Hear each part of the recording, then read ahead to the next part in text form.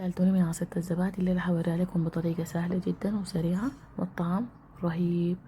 اسمها مقدار واحد في واحد في واحد في واحد، يعني كل المقادير هنستخدمها واحد كوب موية، واحد كوب دقيق، واحد كوب زبادي، واحد معلقة صغيرة خل، لو عايزينها شوية تكون محمضة. نخلطهم كلهم مع بعض، بعدين نجيب تاني واحد كوب موية وهضيفهم في الحلة مع رشة ملح واخلي الموية تغلي. بعد ما تغلي بعدين هنضيف خليط الزبادي ونبدأ نخلط ونخلط، يا بمضرب يا بمفركة المتوفرة عندكم، ونرجعها على النار ونبدأ نخلط نخلط نخلط لحد ما الأطراف تبدأ تحمر. يعني كل ما نبدأ نخلط نلقى الأطراف حمرت، خلاص بعد ذاك تبقى كفاية ننزلها من النار. هجيب لي بولة صغيرة كده امسحها بموية أو بأي قالب عصيدة وننزل الخليط وتبقى جاهزة للتقديم. في أسهل من كده؟ بالعافية عليكم.